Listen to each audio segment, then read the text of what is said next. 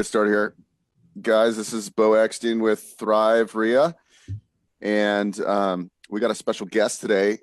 And what I think is the coolest part about this is a lot of people out there they want to get started and they just never take action. I think house hacking is probably the best way to get started, right? And you should think about real estate investing in this way, because even if you're an experienced real estate investor, just think about how to maximize cash flow from every asset you have. And the other thing is you don't necessarily need to own the real estate. You can also control it. So there's a lot of different ways of house hacking. But I do believe that owning the property, getting all the depreciation and tax benefits is important. This way you can pay less in taxes.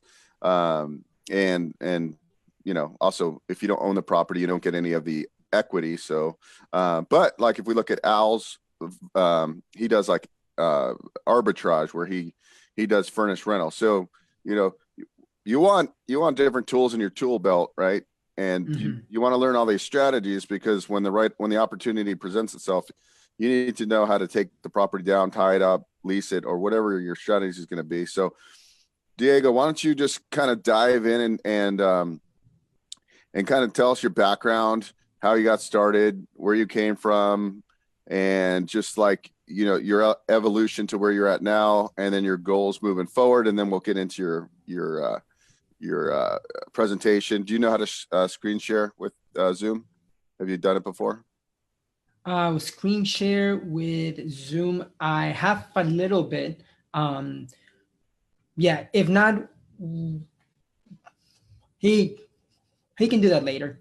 That would be fine. Yeah, I didn't even ask if you had a PowerPoint, but if you do or don't, it doesn't. Yeah, it doesn't put matter. me on the spot, but it's good. It's okay. good. It doesn't matter. We're really, we're more about just the good conversation and sharing some strategies at work. And then, so it doesn't necessarily, PowerPoints sometimes are really boring. So, but anyways, take it over, Diego. Yeah, perfect. Well, Bo, thank you very much for having me here. Very, very excited. And for me, I'll give you what started me in real estate, and then I can share more about my background and where I'm from and stuff like that. But I got interested in real estate when I was 21 years old. I read the book Rich Dad Poor Dad. And at that point, I was getting into my junior or senior year in college. I was studying information technology, and for the first time ever, I really learned that there's the two ways that people make money, right? You can trade your time for money, or you can make your money work for you. And my parents never taught me this, or even school doesn't teach you that. So I was learning a new philosophy in life, and it was awesome. What that got me thinking is, what can I do to get started in real estate? And I began looking at what wholesaling was. But then I got a job as a software developer at GM, and I moved from Florida. I moved to Austin, Texas. And I realized that starting as a software developer, I was making pretty decent money. And I read online about the strategy called house hacking, where basically you can buy a single family home, live in the master bedroom, and rent out the other 3 rooms. Or you can buy a duplex, triplex, or quadplex, live on one side and rent out the other sides. So that caused me to think, okay, this might be a great way for me to decrease my living expenses and build a path of financial freedom. Because when I read Rich Dad Poor Dad, I set a goal that I wanted to own 10 properties by the age of 35. So that was 21. I bought my first home between 23 and 24 years old. And I just turned 28 last week or 2 weeks ago. And now I own 10 properties. So it's interesting how I had set up a 15-year timeline goal, and then I did it in 5 years, right? But it's because of all the steps that I took, the right steps, and connecting with the right people that helped me get started. And now, so I worked in corporate America for 2 years. I bought my house hack, and since the age of 24, while I was working at General Motors, I've been living for free. So I haven't had to have a mortgage payment or a car payment because the rent covered all of that. And it put me in a position to win in the future because I was living, my living expenses were getting covered by other people. And my other expenses were just food and fun, right? Other than that, maybe like my cell phone bill and insurance, whatever. But it was very, very small. So I've always had the mindset of living below my means and having enough cash that I can invest it. So it was that change of mindset that I didn't see money as ways to spend it, but as ways to invest and grow my money in the future for passive income. And the one last thing that I would like to say about house hacking in my journey was that I was able to buy a property putting 5% down. And there's other programs where you can put zero money down, but a lot of people think that you need 20% to buy a property. So people think, oh, I'm going to need 40K, 60K, 80K. But really, I bought my house with literally like $8,000. So $8,000 and then I live for free. So it gave me a huge opportunity for me in the future. That's awesome. So your first property was you live in Austin now. I live in Austin. Was your first property in Austin? So the first property that I bought for house hack, yes. My first property, when I was 23, I bought it in Florida. I partnered up with my dad because I couldn't get any loans because of my status back in the time. Yeah, my immigration status. Because I'm also a DACA recipient. I am a dreamer. So for all of you guys that are watching this, it's been on the news lately about the dreamers and what's going to happen to us in the future. But yeah, so that was a big obstacle back in the day. So your first house hack house was in Austin though, right? Yeah. Okay. And then so how did you buy it with an FHA loan? And then was it a single family house or was it a like a duplex or can you tell us about it? And then how you did the rooms and the purchase price and like just kind of the basic numbers of it. Yeah. So I bought it in November 2014. It was 170,000. It was remodeled so this for me, it meant that somebody else had put in the sweat work. And that was totally fine because number one, I'm not that handy. And number two, I was working full time. So I didn't have time to think about changing the floors or changing the carpet or all of that stuff. So I bought it for 170. I got a 5% down payment with a conventional loan. And my mortgage payment was $1,350 at the time. I was able to, it was a 4-bedroom home, 1,850 square feet. It had granite countertops, new floors, new carpet, new like almost everything. And I was able to rent out the rooms back in 2014 for $550. So that gave me a total of $1,650 coming in a month. And once I paid the mortgage, I had like $200 or $300 to allot for repairs or just keep in my pocket. But my car payment was around $200 or $250. So that covered the extra money, covered that too. The roommates. So when I bought the property, GM, which was a company that I was working with as a software developer, they were hiring a lot of young people coming out of college. So I saw it as an opportunity of me buying a home around GM because they were either gonna rent a 1-bedroom apartment for $1,100 a month or $1,200 a month, or they can pay me, live in a bedroom while they get used to Austin, pay me half of that. That's why I was charging like $550 or $600 because I gave them that opportunity. So around the location where I bought my house hack, there's Apple, there's GM, there's Samsung. And there's also Dell. So that gave me an opportunity to market to people that have stable income, that are young professionals, and that will be willing to live there for 3 months, 6 months, or even a year. live for like more affordably, and then they can choose whatever they want to do in the future. Yeah. So what is your minimum stay? Did you say you require them to stay a year in your lease, or?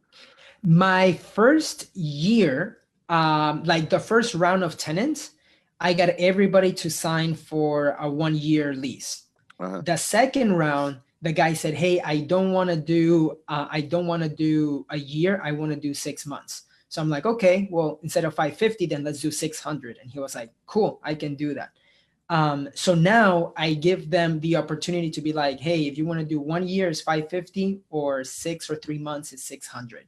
And what happens is they usually stay longer, and then it just gives me good cash flow. Are you running this strategy in other properties, or are those just the other ones just standard rentals? Yeah. So the best part about house hacking is that you can qualify for another owner occupant loan, which means, so owner occupant loans, just to go over that, will be an FHA loan with 3.5, conventional, that now you can get something for 3% or 5% down payment. There is VA, which is zero money down, and then USDA. So USDA will be more in the outskirts, and that's also zero money down. So you can qualify for those once a year or every 2 years, depending on your debt to income and stuff like that. So what this means is the next property that I bought, I could buy it with putting another 5% down, and rent out the master bedroom in the first house and repeat the same process in the second house. Move And into that's what this I one. did. Yeah, move into this one. And just one thing I do know, though, you can only have one FHA loan at a time. So Yeah. so you got it like strategically, but that's a great plan, because I mean, just think if you make these strategic investments every year, right? And that's all you Mhm. did, right? Yeah. So so on this first one, your gross rent, now that you moved out, your gross rent for that property is, just like a rough number, is how much? Dude, it's ridiculous. It's like 2,400. Okay, 2,400. And then what are your Mm. roughly what are My your my my expenses now with mortgage and all of that stuff allotted is like 1,550, 1,600, I would say. Um, with like everything, right? So I'm cash flowing like $800, which is freaking awesome, because my investment in that was was a total of like 8,000? 8,000. Yeah. And because I was a realtor at that time already, so I became a realtor part-time while working at General Motors. That 5% really turned into, I got a commission of 3%. So really, I put down like almost nothing. And then like if I compare myself with my other friends, or if I could have gotten a property, I mean an apartment, right, to lease, my friends may be paying 1,100 a month. So in a year, you're looking at a little bit of around $14,000. I was able to save all that money, really, and put it for my next property. And that's where you see the snowball effect, because now I'm living for free in the next property, but now I have $800 a month of cash flow. Yeah, and you know what's nice about the strategy is, like, most other strategies, if you're house flipping or whatnot, unless you have some ties to some private money lenders, you're going to need some capital of your own. Whereas this, you can actually, some people could qualify for like the down payment program. Let's say you're medium. A lot of these down payment programs, right? You'll do your FHA loan, and then you'll have you'll get a 3% grant that you don't have to pay back if you make, like, let's say you're a W-2 wage earner and you're in the medium income range of the area. So you could literally do this with no money out of pocket. Seriously, your first deal. Now, not everybody wants to share a house, and I get that. Like me, I like when I get home, I don't want to have to see anybody. But I mean, I think it's easier to do younger in life too, when you're not set in your ways. Like in your early 20s, hey, who the heck cares? It's gonna propel your future retirement, 10 times, 10x, right? Exactly. So it does, Exactly. it makes a lot of sense. And you could also take the strategy and buy a fourplex and live in one side and rent the other three out in the same kind of mindset. It works the same. It works the same way. And if you're gonna be doing a quadplex or even a duplex or triplex, if you get an FHA loan, So let's say that a house is 150,000, just for easy math, and the max that you can qualify for it's 160. But if you get an FHA loan on a multifamily, the lender will use the income that you're bringing from the other sides so that you could still afford it. So it's great because if you're bringing $1,000 per side, I believe that they will count 75% of that income. So now you have your W-2 income, and then you have like 2,500 extra income that will help you get qualified for that multifamily, which is great. Yeah, that totally makes sense. I mean, this is like, especially here in the Bay Area. I memean, for one thing is you can't really cash flow properties here, right? So a lot of the investors here are buying out of state. We're buying in the Midwest. We're buying in cash flow markets.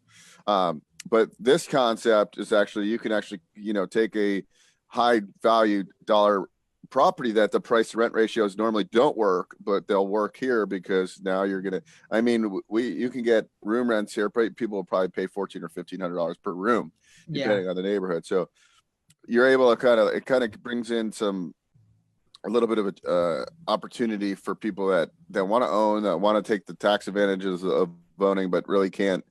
They, on paper, they might be able to debt ratio, but at the end of the day, the time you, if you're a W-2 employee, the time you pay your taxes and stuff out of your W-2, your gross income is X, but you're only getting like 70% of that, or, 75% of that, or, it's pretty tough to be a homeowner in the Bay Area unless you're making like a couple $100,000 a year. Yeah. Yeah. So for me, it has given, and what you were saying earlier, as there's a lot of things that you can do, right? For people that don't want to live with roommates, they can always get a multifamily. But for me, just getting started when I was 23, 24 years old, for me was the perfect opportunity. And I saw it as, sure, like this is going to help me build for what I really want to achieve in the future, right? It's having that, like, that mentality that life is a marathon, it's not a sprint. So just being able to sacrifice for a few years, because if you house hack, in 5-6 years, you can own 4 properties with little money down. Like that is perfect for anybody that wants to achieve financial freedom. It's a great way to get started, and sure, you will sacrifice a little bit, but this is also the best way to start doing it part-time, because when you move out of the first property that you buy, it's up to you to either lease it to roommates. It will take a little bit more time to manage because you might have leases that end at different times, but you can also put a family there. So you might not be cash flowing as much, but you already have the asset. So you can cash flow just a little bit, and that's totally fine for simplicity of life. So it's up to you. I decided to just to maximize this as much as I can. So I'm still house hacking all of the properties that I own in Austin. At some point I had 5 properties with like renting by the rooms, but now I just have 2, and I've been investing in Florida for cash flow in that sense. But the roommates that I've been able to find have been through either the application called Roomster or through Craigslist. And in Craigslist, I have like the perfect, it's a great Craigslist ad that tells you like how to get them to say yes in the beginning, so that they want to continue reading the ad and basically send you a text or a call, and then how to simplify your life, because at some point when I was managing 4 or 5 properties like that, it can take a little bit of time. So I simplified it. I streamlined a couple of the tasks so that everything can be more smooth. Yeah, and also too is that it does take a little skills to find the right dynamics, because you got to make sure these 3 or 4 people are gonna work together and live together in some kind of peaceful. If somebody's a complete slob and things like that, I mean, there's definitely you got to screen these people if you're gonna and I'm sure you have lots of tips for that, and probably have a horror story or 2 that you could share. Well, I mean, what's been the biggest problem you've seen with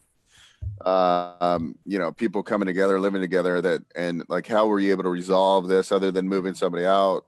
I mean, Yeah. One I can share two stories, that things that I didn't think of. Well, one that I didn't think about in the beginning, because like when I was doing this, I learned as I went, right?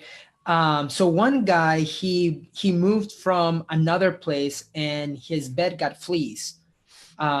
This, I don't know if he got fleas while he was living at the house or whatever, but he was able to pay for the treatment in his room, and then for just like right outside the room, which was totally fine. But now I have it in the lease that if that's something that happens, then they are completely responsible, and now they are aware. At this point, when that happened, it wasn't on the lease, so I didn't know what would be the best way to let him know, like, hey, is your responsibility, stuff like that. But now I have that on my of my list on my lease as house rules in that sense. Um, then there was one time where a girl was living in the master bedroom, and then there was another guy, and he was bringing this girl over, and at night one of the girls was very loud. So then the other girl got jealous, or like not jealous, she began to text me, hey Diego, like this is not right, like I want to sleep at night and that's not letting me. And then the other roommate was like, she's just jealous because she's not getting with me. And I'm like, dude, it doesn't matter. We just need to make sure that we fix the situation. So they had a little bit of an argument, but then the lease was ending of one of the guys. So instead of asking him to renew, I just be like, dude, if like we are good, but in order to keep the household good, we need you to go. And he was fine. He understood. But there for a couple of weeks, there was sort of like I was getting some text from the guy and then the other text from the girl, like, hey, we need to fix this. This is not right.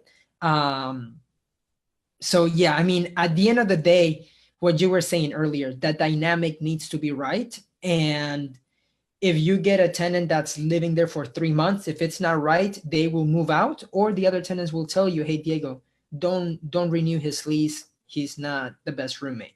And I respect that. So And also I guess, every state, every city has different, in California, it's not a very landlord friendly state. So, if you're going to do this, you got to kind of figure out what the rules are, and then also make sure you have the right lease agreement, like, and so it's structured properly. And so like, I mean, I know Texas, it's a little bit easier to kick people out probably.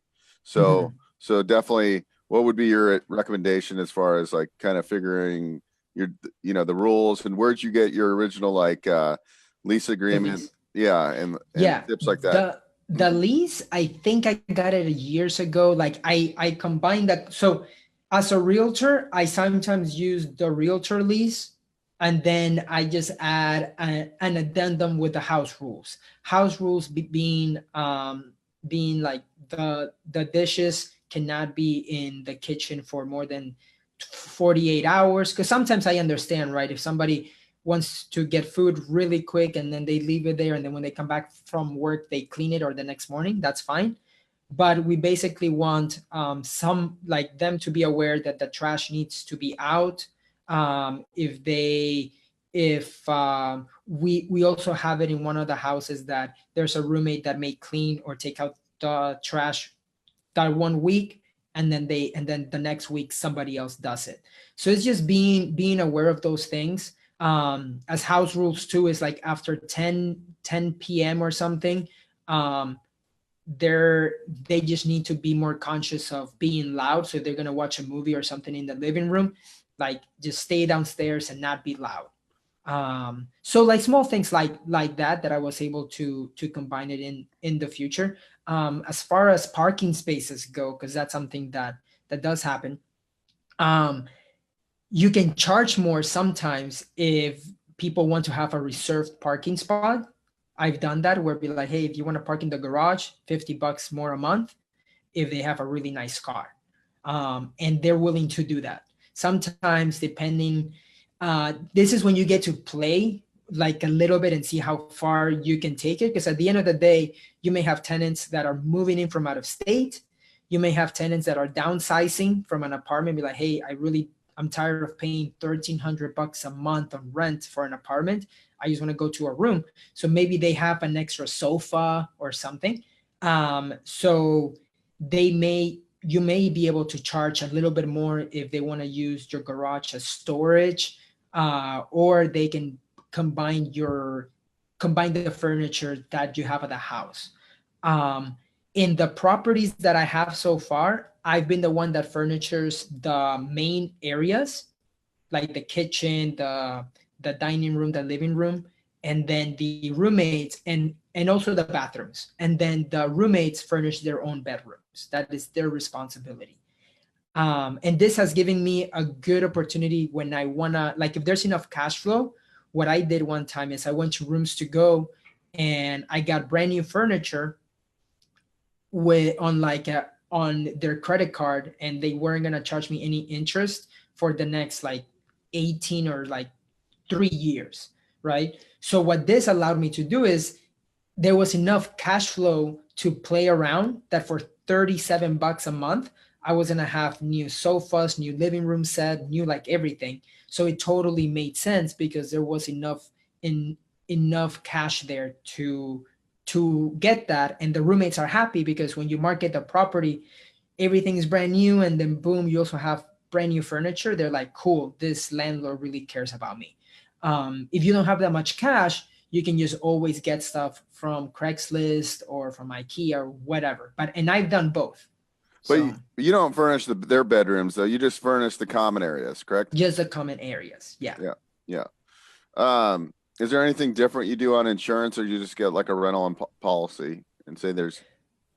I just get a rental policy on the properties, and then if I live there, it's just on me. But I do require the tenants to get their own insurance, which is like $10 a month or something. And what about pets? No pets? That it's a personal thing. I don't want any pets because sometimes you can get a roommate that's allergic to cats, and if you have one that it's a great potential roommate, and then you have another roommate that has a cat, and if he's allergic, then you miss out, right? So I don't want that. I don't want to deal with any other issues, like if one has a dog and it doesn't get along with the other dog with another roommate. I don't want that either.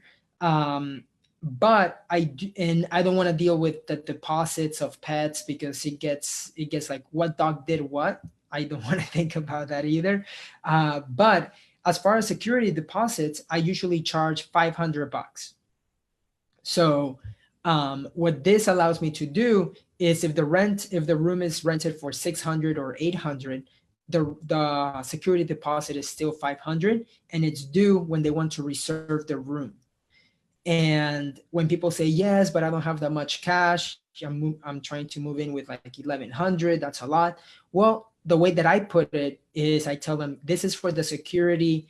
Like I need this because it also allows me to see if the potential roommate has good income or has some money in his savings.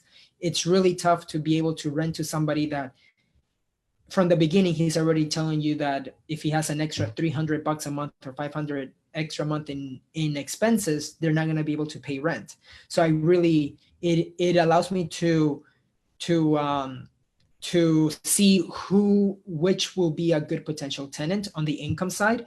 And then I use a website cozy.co to get to do the background check, and that is on them. It's $40, but the tenant I send them the link, and then the tenant has to go through it, submit his application, credit check, and background check. And when I tell them that, I tell them, hey, it's for the security of him, but it's also for the security of the roommates, because I want to make sure that everybody's comfortable and knows that they feel safe. And what's the process? Let's say you have a vacancy, you have a 4-bedroom, 3 of them are still occupied. There's a 4th bedroom. Do you have them meet with the tenants too, or you just make the decision yourself? I make the decision myself because sometimes it doesn't work. Like if a tenant is at the house while we're showing the home to the potential roommate, then they have a chance to meet and chat. But if there's nobody there at the house, but if it's my schedule, then I'm just gonna do it on my own, and I can basically tell if they will be a good roommate. And then from there, so they probably found me through Craigslist, but I asked them a couple of questions, and then I usually either do a FaceTime call with them or just on the phone, and I ask them like, what do they do for work? What is their current like what like if they have a lease, or if they need something ASAP, or maybe they're moving from out of state. So this gives me an idea of how the person is. Um, but so far, after they come and they like the property, after I see them face to face, I get a feel like if they would be a good roommate, just in talking with them, seeing what their hobbies are, stuff like that, or seeing what their schedule is. And then after that, I send them the link to apply online. From there, if everything looks well, and I accept them, then they can Venmo me the security deposit to reserve the room, or they can also do it through Cozy. And then after that, they can move in within 30 days or 15 days, or if they want ASAP, they can do that too. But they need to go through the application process. Are you finding most of the tenants are within like are they mostly millennials? Are they 22 to 30 year olds, or what do you? They're mostly millennials that are working. Fortunately, here in Austin, most of them are in some sort of corporation that deals with technology. So I have like most of them do software development, or they're in marketing or something along those lines, and they are in their 20s. Yeah, that's good. I think you're seeing more and more. I mean, obviously, you know this better than most people nowadays. Especially the younger crew. It just seems like they don't want to own right now. I mean, because they like the flexibility of not owning. And so like right now, I'm in a co-work, even though it's a Saturday, I'm in a co-working space. Like I shut my office down, not to come work at a co-working space, but I just chose to. Well, I need an office, right? So like this is a great solution. I could be out in this bullpen, or I can like pay a little extra and sometimes get a private office. If I have clients come, I could have a conference room. So I think the kind of cohabitating, co-working space for entrepreneurs, obviously I don't have a job that allows me to kind of come in and what's cool is that I get to being in a co-working space. I meet website developers. I meet people that are good with, Google and search engine optimization, things that I need to help my business, even though I'm in real estate. So it's kind of a neat thing. So I definitely see that as the cost of living keeps increasing, right? And it's like, at least, well, Austin's not that affordable anymore anyway. So it's growing. Yeah, it's growing a lot. Yeah, you guys are like, what do you got? You guys are like the Silicon Valley of Texas, but you guys call it something. What's the nickname? There's like a Silicon Prairie or something. There's a nickname for it. Okay. But for me, for example, so I'm a realtor now full time. So in 2015, I started house hacking in 2014, and 2015, exactly 3 years ago, I went into real estate full time. Now, as I'm getting my tenants, right, I also tell them, it's like, hey, whenever you're ready to buy a house and you want to do the same thing, I can teach you. I will show you how to do it. And there's enough homes in this area, if they want to stay there, that they can also get roommates. There's enough, there's so many people that are moving into Austin that I will help them 100%. So, and because I've owned so many or walked through so many homes, I can literally see if the home will work for house hacking or not. But now what has been happening is my tenants, whether they've lived there and then they move to an apartment or something, they come back and be like, Diego, I'm ready to do this. So then I become the realtor, and it's a great process. It's a great process because what they came as a tenant, and all of a sudden I'm helping them buy a house, and they become my clients that way. So it's cool. And you could also, and that's also a good selling proposition for you, right? Is that you're able to help others become house hackers and do what you did. Yeah, for sure. And what's cool is that I tell them, hey, if you buy a home while you're living here, you can break the lease with no problem if they use me as a realtor. They have to use me as a realtor, right? Because then, yeah. Yeah. No, that's smart. That's smart. You're breeding a bunch of upcoming future house hackers, which, to be honest with you, if you're in your early 20s or mid 20s and you want to get started, I don't think there's a better way, unless you have a big savings already, which most 20-year-olds don't. Uh, so, Yeah. so let me ask you a couple questions. One is I know Bay Area or California, we've been super hot our real estate market for the last, gosh, 8 years or so. Austin's just as hot, if not hotter. What's your outlook on the market going forward? Do you, I think we're finally seeing kind of a little bit of a slowdown, and I think it's, I don't think we're going into a downturn, but I do see a leveling off. Are you guys still crazy, or what's your market like right now? I can tell you, if the home is priced well, it will go quickly, but it needs to be priced well. If people before, you will see that there were a bunch of offers no matter what the price point was. Now we're not seeing that. So it's not in a downturn at all, but homes can stay in the market longer. And they're not getting as many multiple offer situations as much. Yeah. Now, in homes that are, of course, under 200,000 and they're in a great area, they will go super quick, super quick. And over asking price, maybe 5 or 10,000 over asking price. But it needs to be in a very desirable area and priced very aggressively.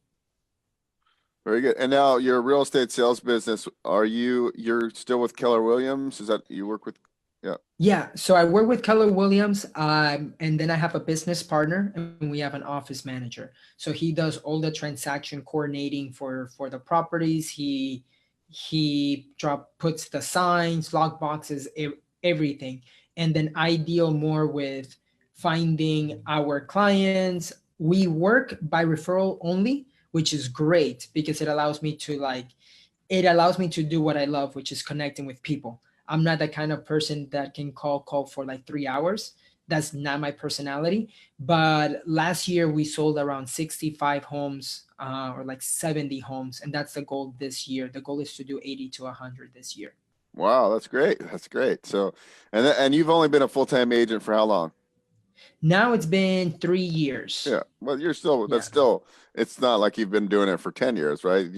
Yeah. You're still now you got all the, you learned the business pretty well in 3 years doing that many transactions, and now you're growing a team and scaling up. So that's good. So Yeah.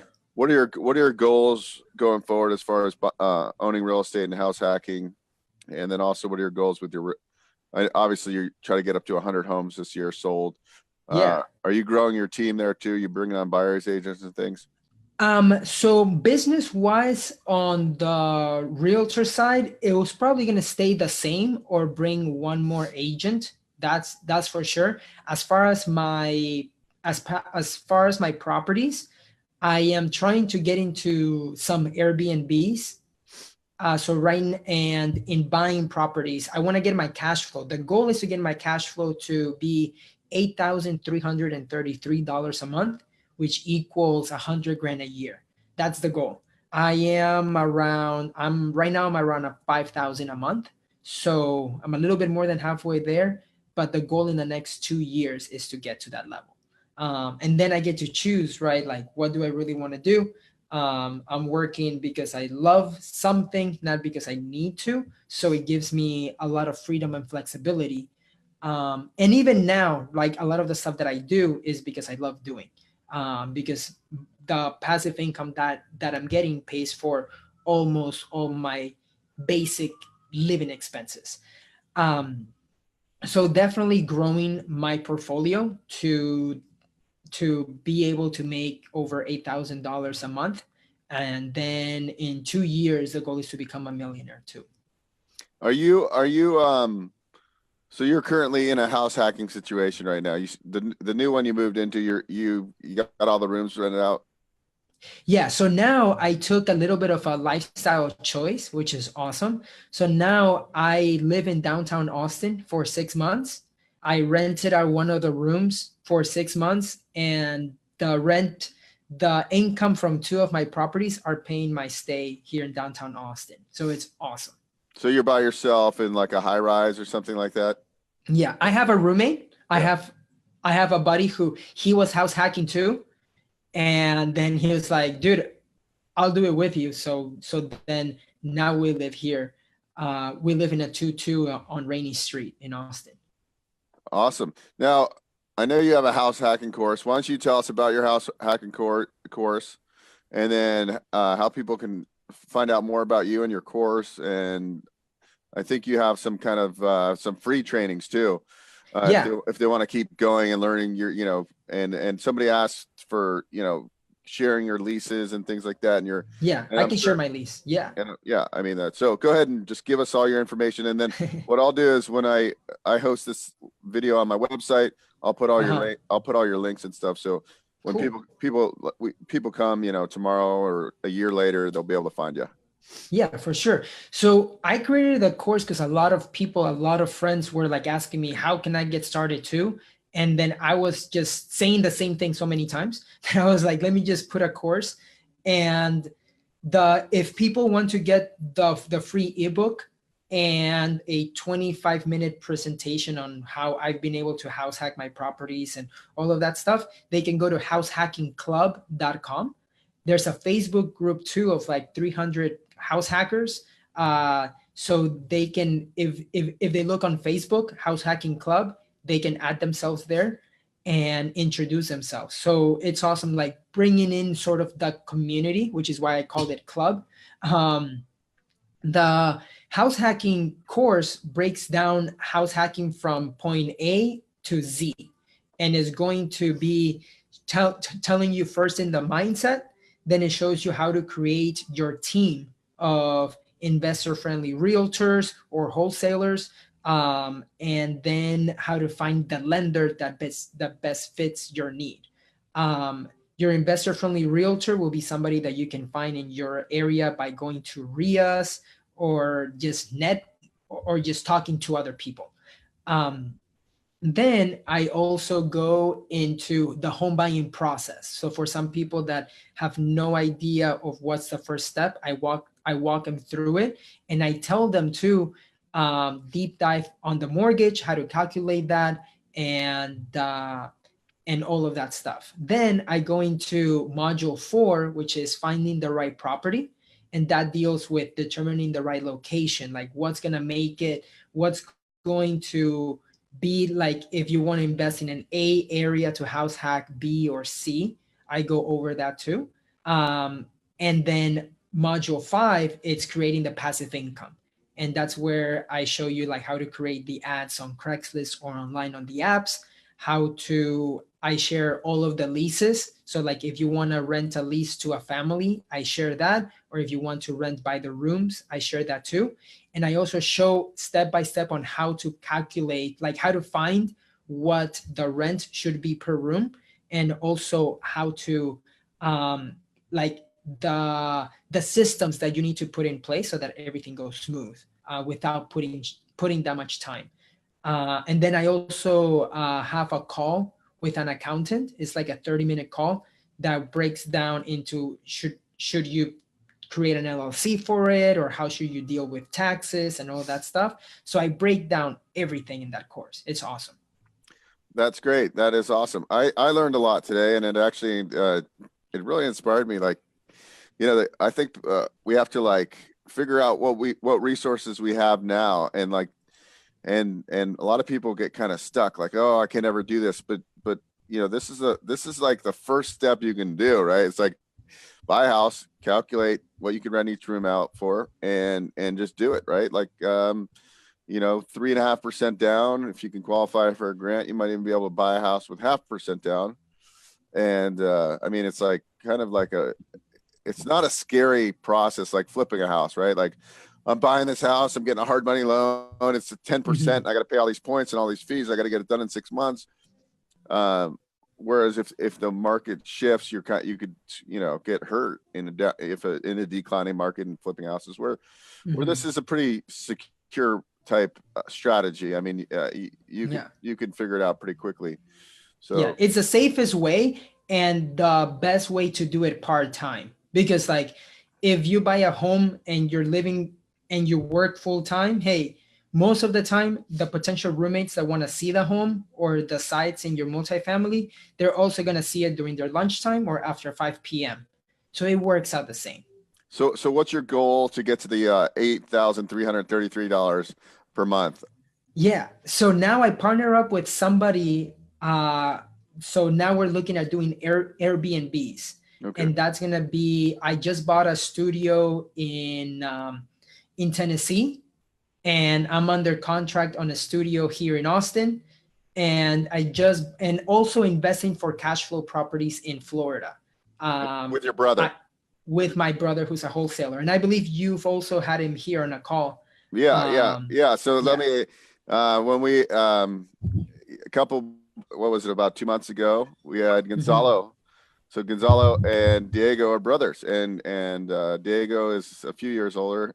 And I mean, I can't believe, because I remember meeting your brother when he was 19, and he had never done a deal. Now he's doing like 100 deals a year. I mean, so I think the kind of like moral of the story is if you're driven and like you surround yourself with the right people and keep educating yourself, because that's what I always saw you and your brother like all the time. Just, you're going to events, you're learning, and then you're implementing. Because most people, they'll listen to this right now, right, and they won't do jack shit with it. No, and so it's either like find a strategy, because most of these strategies, whether you're Airbnb, doing corporate rentals, you're doing house hacking, you're flipping, you're wholesaling, they all work. But it's you got to create a business around that and just go for it and learn everything about it and be relentless. So it's so cool. I was telling your brother when we were talking, is that it's like cool to see like how people can have such rapid success, right? Like pretty much what you just turned, did you say 28? Yeah. So by 30 years old, you could basically retire. I mean, you're not going to live huge off $9,000 a month, right? But you could live definitely very comfortably, right? And not stress about anything. And I think like everybody I talk to gets into real estate investing to do what you're doing, right? It's like, I don't need to be a multi-billionaire, millionaire. I don't need to be worth $100 million. What I need to be is to have my time of freedom of time, right? Like exactly. If I want to work a 12-hour day, I'll work a 12-hour day. If I want to take today off, I'll work today off, because every month I'm getting that mailbox check where I know everything's covered. Plus I got another $3 or $4 grand to food and entertainment, and that's ongoing, right? So that's what we all want. And so it's cool to see how you took a simple strategy and you built off it over time, right? And it didn't even take that long. It's not even that. Yeah. If you do it right, you could do it in like 4 years. Yeah, for sure. And one of the things, like just to put it into perspective, for a lot of people that may think, oh, I don't know if house hacking is right for me, it's too hard, or I don't even know if I want to get into real estate because I have fear. I couldn't work or drive until the age of 22. So because I'm a dreamer. So everything that I've been able to achieve in those 5 years has been from me when I started at zero. So it wasn't like my dad gave me a gift to buy my first property, which this is another way. Now that we're talking, this is another thing. If you're going to be buying your first property, you can also get a gift from a family member. So now that 5% or 3% FHA, you might ask your parents to give you some cash, and all of a sudden you do not need that much money from your pocket. But I didn't have that. And at first I couldn't even qualify for a lot of loans. So if I can do it, anybody can do it. That's for sure. Yeah. Now on your, what's interesting, your Airbnb model. So so I'm assuming you're going to Tennessee because you can buy stuff and the price per rent is insane, right? So this studio, like, can you get, like in Tennessee, is it like a $30,000 acquisition? What? We bought it for 70,000. 70,000. 70,000. And so we put it, this is a crazy part. We put it on the market on a Tuesday, And then by Thursday, or like in those days, we had somebody that booked it for 17 days starting that Friday. And then so far we have already 65 nights already booked. And it was only on the market for like 2 weeks What on part of, Airbnb. is this Memphis or? It is in an area called Gatlinburg, or like it's by a lake. So it's an hour south of Knoxville, or Yeah. 45 minutes south of Knoxville. So, Yeah. but who's managing the turnover there and stuff? Yeah, so I found a bit. So I helped somebody find 2 rental properties here in Austin, and then he started to buy properties in Tennessee. So he's an investor, and then he ran out of money. So then he called me and see if he wanted to partner up with me.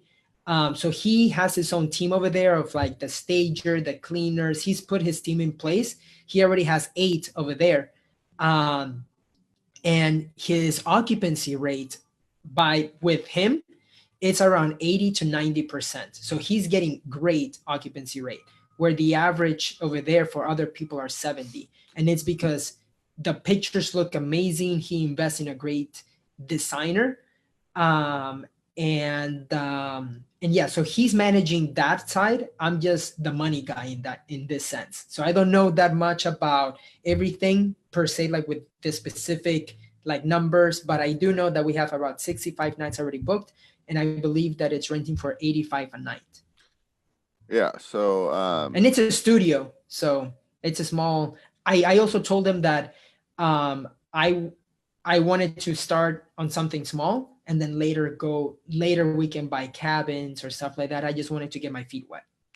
yeah, that's awesome. That's awesome. I mean, so like going back to it all, it's like when you get your mind, I think when you switch your mindset to like, maximizing cash flow on properties, because everybody always talks when we come, like I run this RIA, right? And so everybody talks about how many doors they own, right? Like, I mean, yeah, it's impressive when you get like these big apartment guys that own 2,000 doors, but like for the guys that just, they're doing it and they're doing like, it's not about, oh, I own 30 rental properties, right? It really comes down to like less is more, right? Like if I'm taking this $70,000 unit, instead of renting it out for $800 a month to a standard rental or 700 or 600, now I'm making, $2,800 a month or $2,200 off that.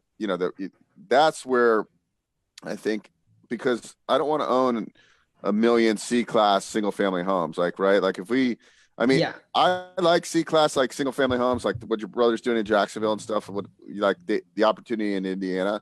But also like you look at this too, it's like there's so many different models. And what I like is that you go in and like, really, it's not that scary, right? Like a $70,000 investment. 2 people could go in 35,000 each plus closing costs. And so really your risk level isn't that high, because worst case scenario, you just put a long-term tenant in and you say, the Airbnb business is too time consuming, but you already have a team there. So that's cool. Yeah. And you already had bought like your equity down and it's getting paid already. So it's up to you, right? And the main thing is selecting like what lifestyle do you really want. For example, for me, I do not need to buy the next iPhone every time it comes out. I do not need that much stuff, but what I do value is more experiences, right? Yeah. So instead of me spending $3,000 on a new TV, I would prefer to spend $3,000 and go to a GoBundance event. Yeah. Right. Exactly. And also for the people here on this call, surround yourself with like-minded people and with the mentors, because those mentors are going to be the ones that you can learn and leverage their experience. And that's something that I learned, and that I got the opportunity to connect with people like Bo and be part of a mastermind group where the standard was just so much higher. So when I would go back to when I would come back from those events, they ask questions like, hey, what's your passive income? What's your cash flow? How many doors are you going to buy? It was a little bit different than, oh, are we going to go to happy hour today? Right. So it's like, you just come asking yourself different questions. Yeah. And at the end of the day, I mean, now that I turned 40 a few months ago, right? Like I was always in real estate, but I didn't get, passive income. I didn't get the, being 100%, or get it till later in life. Whereas like if you get this stuff in your early 20s, the time you're 35, you could pretty much be done and just be traveling all the time, which is awesome. So like, you know, if I can leave a legacy of any kind in this world, it would be definitely for that, you know. So yeah, and it's good because at that point it buys you the options, right? Whether you want to work like you said earlier, or you don't. Maybe you want to take off and have like a mini retirement, go and travel Europe for 3 months and then come back and buy more properties or whatever you want to do. Awesome. Well, I'm a little bit sick, but I don't want to take any more of your time. I think I did okay, even though I'm really foggy headed today. But I actually thought this was one of the best interviews we've done so far, because it's just like, here's an average guy, right? And you just started young and you did what you're supposed to do. You learned from smart people and you implemented, and then you're actually creating some strategies because you've been in the process. So guys, I'm going to send out an email, but Diego, could you put in the comments maybe your website or all the information? Yeah, for sure. And then so could have it. If I will put it here in the comments and also on the notes, but basically you can go to househackingclub.com to get the free ebook and the free video, and also email me if you want to have questions or anything, info@diegocorzo.com. And join the Facebook group that I have. It's completely free. Everything is free, and just introduce yourself and let's connect. But I'm going to write that down here in the comments. Awesome. How do I get to here? And guys, since I got you, we got another call this Tuesday evening with Neil Bawa, and he's a multifamily syndicator. But what I like about what he does is he's kind of more like a data nerd, and like he's going to go over how he looks at areas, and like he'll show you the maps he uses, and most of it's free. A lot of it is. I mean, he has a lot of paid stuff too, but he can show you where the gentrification of that little city's going by these heat maps. It's really, really informative. When I saw him live about a month ago, I was like, wow, this stuff is really golden. So that's Tuesday night. But anyways, guys, I'll send out a reminder email, and then we'll also send this video out and upload it to the website, and you'll get househackingclub.com. But Diego, thank you so much for your time. I look forward to seeing you, if not, definitely in Colorado in a few months, maybe before that. Cool. Awesome. Well, thank you both for this opportunity, and for people, just reach out. Thank you. Thanks. Bye-bye.